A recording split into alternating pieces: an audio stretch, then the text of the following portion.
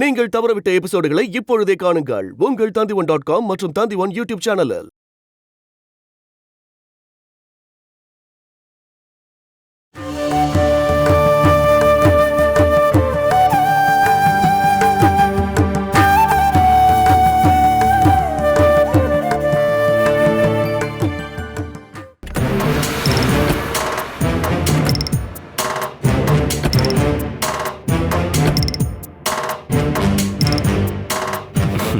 வணக்கம்.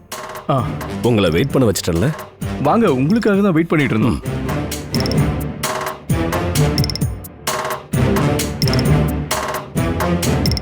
Agreement type பண்ணி கிடைக்கிறதுக்கு லேட் ஆயிடுச்சு. அது இல்லாம வந்தா எந்த யூஸும் இல்லைல்ல. உட்காருங்க. இவரு உங்களுடைய தம்பி தானே? ஆமாமா, ஜிதேந்திரன். இவன் எங்க தம்பின்னு உங்களுக்கு எப்படி தெரியும்? எனக்கு தெரியும். இது உங்களுடைய பரம்பரை சொத்தாச்சே. இதை விற்கும் போது இது கூட நெருங்கிய தொடர்பு வச்சிருக்கிறவங்க இங்கதானே இருப்பாங்க. இருந்தாலும் உங்களுடைய பேரு நல்லா இருக்கு. மேலங்குளத்தோட 3 இந்திரன்கள். எங்களுக்கு ஒரு தங்கச்சியும் இருக்கா. அவ இங்க வரல.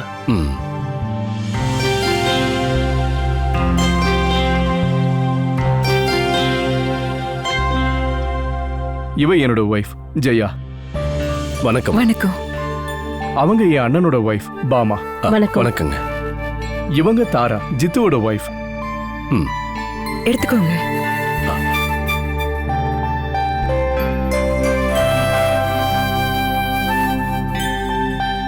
இந்த வீடு விற்கிறதுல எல்லாருக்கும் வருத்தம் தான். யார் தான் இஷ்டப்பட்டு வீட்டை வைப்பாங்க? எதையாவது ஒன்று வாங்குறது தானே நமக்கு ரொம்ப பிடிக்கும். வாங்கினதுக்கு அப்புறம் தானே அது நமக்கு சொந்தமாகும். எல்லாத்தையும் நமக்கு சொந்தமாக்க தானே எல்லாரும் ஓடிக்கிட்டு இருக்கோம். அப்படியே இந்த உலகத்தையே சொந்தமாக்குனாலும் கூட ஓட்டத்தை நிறுத்த போறாங்களா என்ன? மாட்டாங்க. போதும்.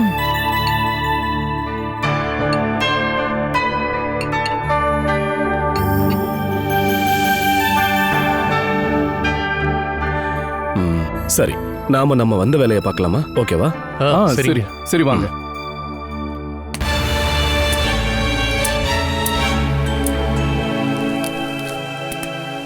இது அக்ரிமெண்ட்.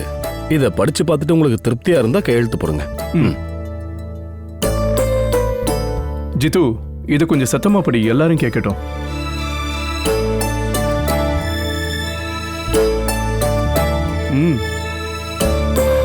மேலங்குளம் வீட்டில் ராமச்சந்திரன் மகன் ராஜேந்திரன் முதல் பிரதியாகவும், தமிழ்நாட்டில் இருக்கிற புத்தூர் ராமச்செட்டிப்பாளையம் ஜானகி நிவாஸ்ல ராமையா கவுண்டர் மகள் ஜானகி அம்மாள் மகள் கிருஷ்ணராஜு ராமச்சந்திரன்.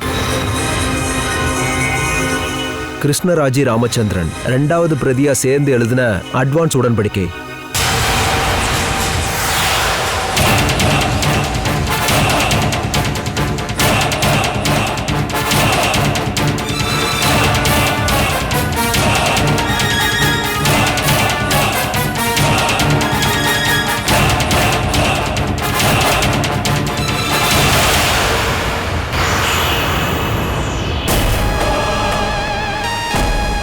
என்ன, ஏதாவது பிரச்சனையா?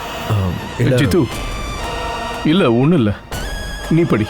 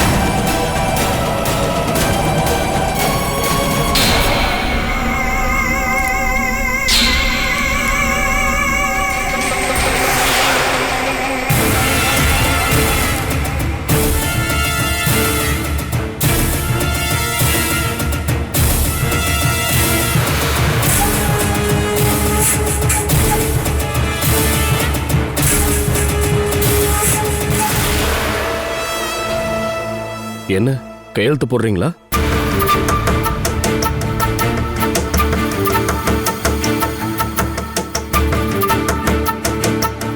உங்களுக்கு என்ன பிரச்சனை?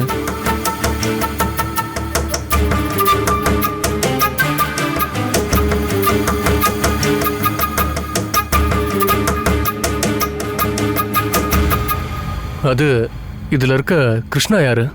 அட்ரஸ் மொத்தத்தையும் இதுல எல்லாத்தையும் சரியா எழுதியிருக்கனே. இவங்க உங்க சொந்தக்காரா? நீங்க இதை பத்தி கேட்க வேண்டிய அவசியம் இருக்கா என்ன? நீங்க வீட்டை விக்கிறீங்க, நீங்க கேட்கிற விலைக்கு நான் அதை வாங்குறேன். ஒருவேளை அது என் மக பேரா இருக்கலாம், இல்லனா என் அம்மா பேரா இருக்கலாம், அதுவும் இல்லனா என் தங்கச்சிக்காக கூட வாங்கலாம். அதெல்லாம் என்னுடைய விருப்பம்.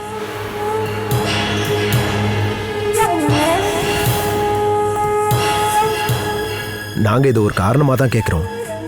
எங்களுக்கு கிருஷ்ணான்னு ஒரு பொண்ணு தெரியும், அவதானா இவங்கிற ஒரு சந்தேகம். இந்த உலகத்துல கிருஷ்ணாங்கிற பேர்ல எத்தனை பொண்ணுங்க இருக்காங்க? அவங்க எல்லாரையும் உங்களுக்கு தெரியுமா என்ன? அது நாங்க சொல்ல வந்த பேர் என்னன்னா கிருஷ்ணராஜ ராமச்சந்திரன். யாரு அந்த ராமச்சந்திரன்? அது அவங்க அப்பாவா இருக்கலாம். அப்பாவோட பேரை மட்டும்தான் பொண்ணுங்க தன்னுடைய பேருக்கு பின்னாடி சேர்ப்பாங்களா என்ன?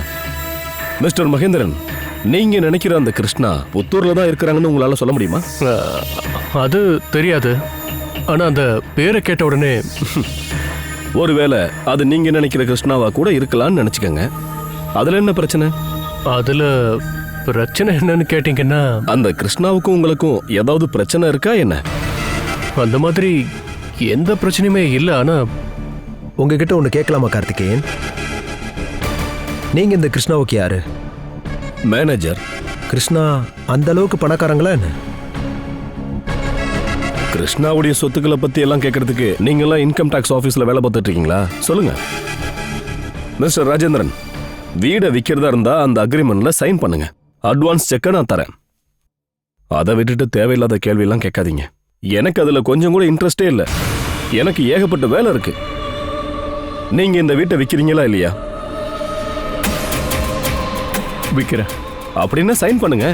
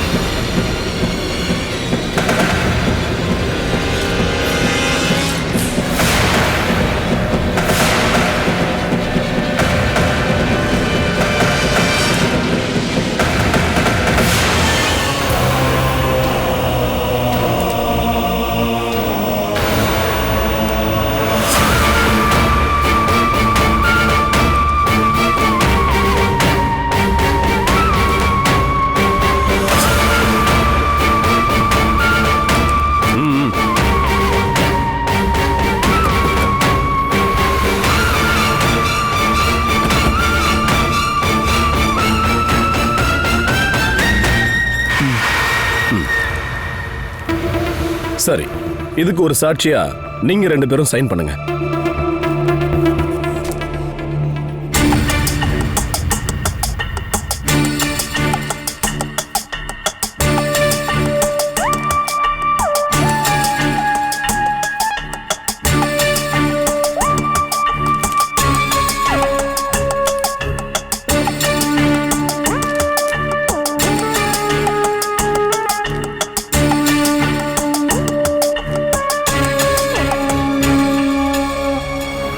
இவங்கெல்லாம் என்னுடைய ஃப்ரெண்ட்ஸ். இவர் தமிழ்நாட்டு போலீஸ்ல டிஎஸ்பியா இருக்காரு. ஹலோ. இவர் ஒரு அட்வொகேட். மிஸ்டர் ராஜேந்திரன், இது ஒரு பெரிய டீல் இல்லையா? நல்ல ஸ்ட்ராங்கான ரெண்டு சாட்சிகள் என் சைட்லயும் இருக்கணும் இல்லையா? சைன் பண்ணுங்க.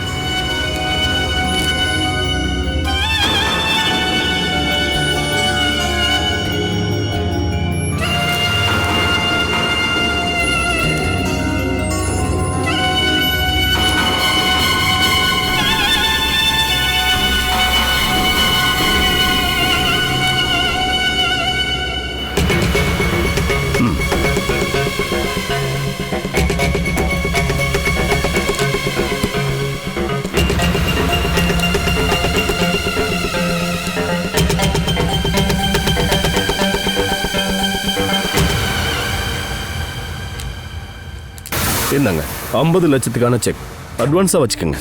மீதி 1.5 கோடியை ரெஜிஸ்ட்ரேஷன் பண்ணும்போது நான் அங்க தரேன்.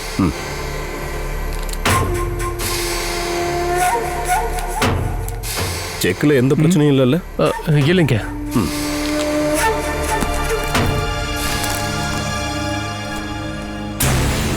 இது அக்ரிமெண்டோட ஒரு காப்பி. இதை நீங்க வச்சுக்கோங்க. நாங்க யாரு எப்படிப்பட்டவங்கன்னு உங்களுக்கு சந்தேகமா இருந்துச்சுன்னா இதை வச்சு நீங்க செக் பண்ணிக்கலாம். வச்சுக்கோங்க.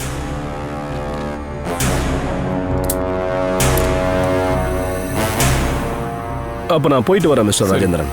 ரெஜிஸ்ட்ரேஷன் எப்போ வச்சுக்கலாம்னு நான் ஃபோன் பண்ணி சொல்றேன். நாளையில இருந்து எப்போ வேணாலும் நீங்க ரெடியா இருக்கணும். அப்ப நான் வரேங்க. வாங்கண்ணா.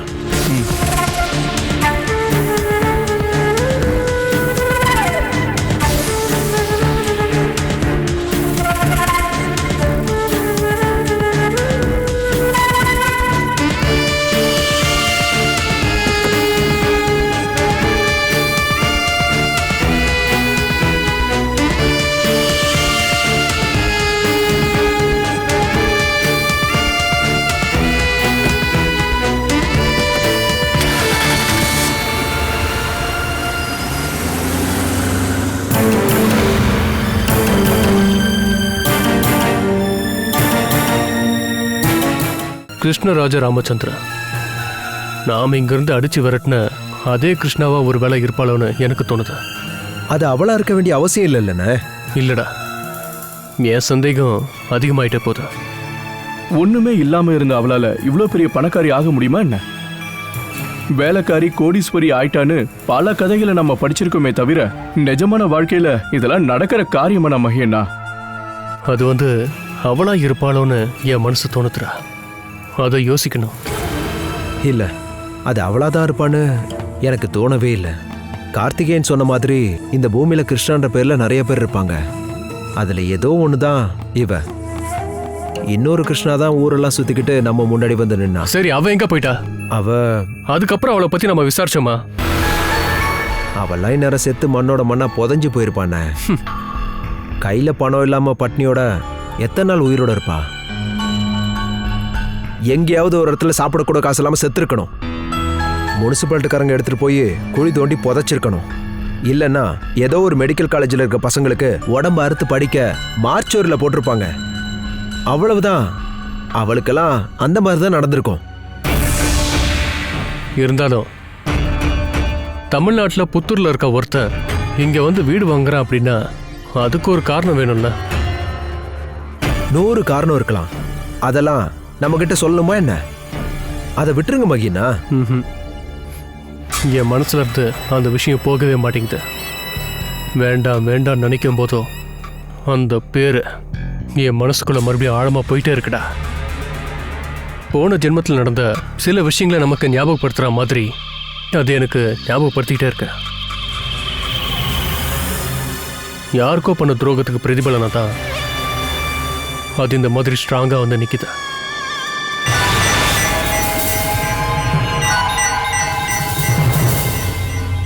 ராஜு சொன்ன மாதிரி இந்த வீடு நம்மளை விட்டு போறத வரப்போற ஆபத்துக்கான முதல் அடின்னு நினைக்கிறேன்.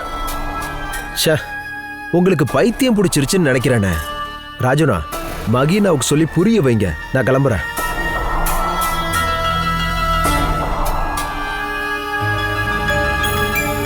போறது போயிடுச்சு. வர வேண்டியது கண்டிப்பா வந்துதான் ஆகும். வரட்டும், நாம பார்க்கலாம். யார்கிட்டையும் தோக்காம தான் நம்ம இதுவரைக்கும் வந்திருக்கோம். நாம தைரியமா எதிர்த்து நிற்போம்.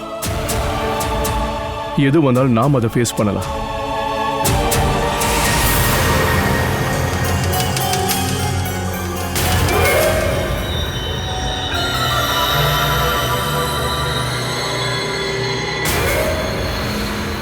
என்னங்க, அது மறுபடியும் காட்டுங்க. எத? அந்த செக்க 50 லட்சம் இல்லங்க.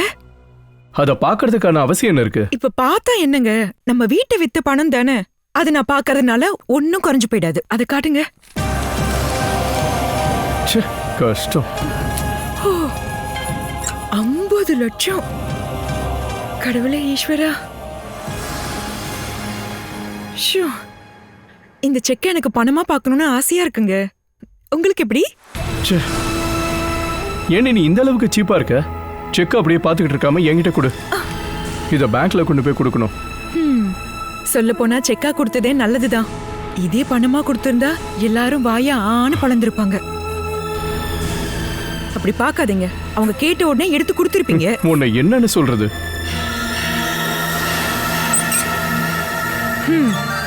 உங்களை பத்தி எனக்கு தெரியாதாங்க? உங்க அண்ணனும் உங்க தம்பியும் உங்ககிட்ட பணத்தை வாங்கிட்டு ஏமாத்திருப்பாங்க. செக்கா இருக்கிறதால யாரும் இந்த பக்கம் தலை வச்சு கூட படுக்க மாட்டாங்க. நல்லதுதானே? நாம இந்த வீட்டை வித்தது யாருக்கும் கொஞ்சம் கூட பிடிக்கல. இதுக்கப்புறம் இங்க யாரும் சும்மா தங்க முடியாதுல்ல. பாமாக்காவோட முகத்தை பார்த்தாலே அது எனக்கு நல்லா தெரியுதுங்க. ஒரு 2 நாளாவே மூஞ்ச தூக்கி வச்சுக்கிட்டு தான் பேசுறாங்க. என்கிட்ட முகம் கொடுத்தே பேசல. இதுக்கப்புறம் அவங்க தங்கறதுக்கு வேற வீடு பார்க்கணும்ல. அது அவங்களுக்கு மட்டும் இல்லைல்ல, நாமளும் போகணும்ல. வீட்டை வித்து வர பணத்தை வச்சு நம்ம புது வீடு வாங்கலாம்ல. வாங்கலாமா இல்ல இப்போதைக்கு வாடகைக்கு போய் குடியிருக்கலாமான்னு நான் யோசனை பண்ணிக்கிட்டு இருக்கேன். ஐய, வாடகைக்கு குடி போகணுமா? அவமானமா இருக்கு. வாடகை வீடுன்னா நான் வரமாட்டேன். நான் என்னோட அம்மா வீட்டுக்கு போய்க்கிறேன். புது வீடு வாங்கிட்டு கூப்பிடுங்க, வரேன். சொந்த வீடுன்னு சொன்னாலே அது ஒரு மாதிரி கம்பீரமா இருக்குங்க. நம்ம ஒரு வீடு வாங்கலாங்க. சரி, இன்னும் டைம் இருக்குல்ல, நான் யோசனை பண்றேன். இப்படி யோசனை பண்ணிக்கிட்டே இருந்தா எதுவும் சரியா வராது. பணம் கையில இருக்காது. அதுவும் இல்லாம உங்களோட கைதான் ஒரு ஓட்ட கையாச்சே.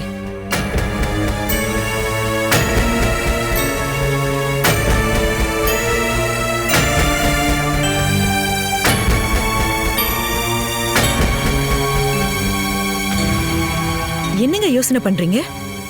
இப்போதைக்கு வீட்டை வாங்க வேணாம்னு நினைக்கிறீங்களா? நான் மகேன சொன்ன விஷயத்தை யோசனை பண்ணிக்கிட்டு இருக்கேன். என்ன விஷயம்? அந்த அக்ரிமெண்ட்ல உள்ள பேரு தான் கிருஷ்ணா இந்து ராமச்சந்திரன். அது அவளா இருப்பாளன்னு ஒரு சந்தேகம். அதுதான் அந்த கார்த்திகேயன் சொன்னார்ல, இந்த உலகத்துல எத்தனையோ பேர் கிருஷ்ணான்ற பேர்ல இருப்பாங்கன்னு. அவங்க எல்லாருமே நாம நினைக்கிற ஆளா இருக்க மாட்டாங்க. ஆனா இது அவளா இருப்பாளான்னு தான் எனக்கு தோணுது. மகேன சொன்ன உடனே எனக்கு அந்த சந்தேகம் அதிகமாயிட்டே வருது. அது எப்படிங்க இருக்க முடியும்? அந்த கிருஷ்ணாக்கு ஒரு வழியும் இல்லாம தானே இந்த ஊரை விட்டவ போயிட்டா. ஒரு 2-3 வருஷத்துக்குள்ள அவளால இவ்வளவு சம்பாதிக்க முடியுமா என்ன? அவளோட அம்மா தமிழ்நாட்டில் இருக்கிற ஒரு பெரிய ஜமீனோட மகன் தானே கேள்விப்பட்டிருக்கோம். வாரிசு அப்படின்ற முறையில அந்த சொத்து எல்லாமே அவளுக்கு போய் சேர்ந்திருக்கலாம் இல்லையா? அதுவும் சரிதான். அதுக்கும் வாய்ப்பு இருக்கு. இருந்தாலும் பணத்தை இப்படி வாரி கொடுக்கிற அளவுக்கு சொத்து இருக்குமா என்ன? ஏண்டி, தமிழ்நாட்டில் இருக்கிற சில பணக்காரங்களோட சொத்து எல்லாமே நமக்கு தெரியவே தெரியாது. 300ல இருந்து 400 கோடி வரைக்கும் அவங்க சொத்து வச்சிருப்பாங்க. ஒருவேளை அந்த பொண்ணு நாம நினைக்கிற கிருஷ்ணாவாவே இருக்கட்டும். அதனால நமக்கு என்ன? நம்மள பழி வாங்கறதுக்காக தான் அவ வந்திருக்கான்னு நினைக்கிறேன். எதுக்கு பழி வாங்கணும்? எப்படி பழி வாங்குவா? கேட்ட பணம் எல்லாத்தையும் கொடுக்காம நம்ம கையெழுத்து போட மாட்டோம். கிடைச்ச பணம் கையில இருக்கிற வரைக்கும் நம்மள எதுக்காக பழி வாங்க போறா? என்ன இருந்தாலும் நம்ம என்ன அவங்க வீட்டுக்கு வேலைக்காரியாவா போக போறோம்? அப்படி இருக்கும்போது அவளால நம்மள என்ன பண்ண முடியும்? இருந்தாலும் நம்ம காலுக்கு கீழே இருந்தவ இந்த வீட்டுக்குள்ள அதிகாரமா நடப்பான்னு யோசிக்கும் போது எனக்கு அருவருப்பா இருக்கு. அதேதான் நானும் யோசிச்சுட்டு இருக்கேன். இருந்தாலும் அவங்க 2 பேரும் ஒரே ஆளான்னு தெரிஞ்சுக்கிறது ரொம்ப முக்கியம். ஆனா தெரிஞ்சாலும் ஒண்ணும் பண்ண முடியாது. அக்ரிமெண்ட் போட்டு இந்த வீட்டுக்கு நம்ம 50 லட்சம் செக்கும் வாங்கிட்டோம். சரி, நாம யோசனை பண்ணலாம்.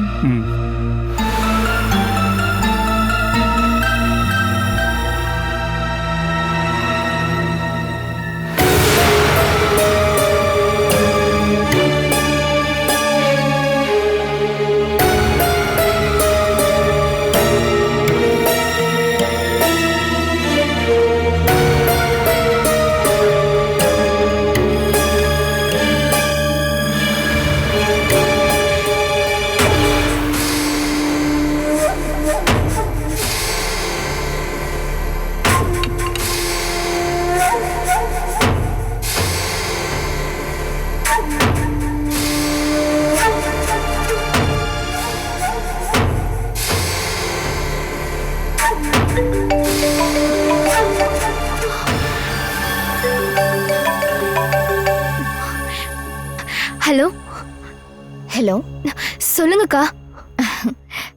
சக்சஸ். 2வது பிளான்லயும் நாம ஜெயிச்சிட்டோம்.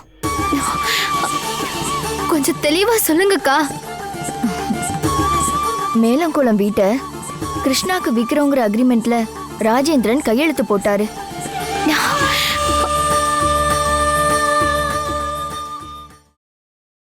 Catch us on TV, Tandivan.com, Facebook and YouTube.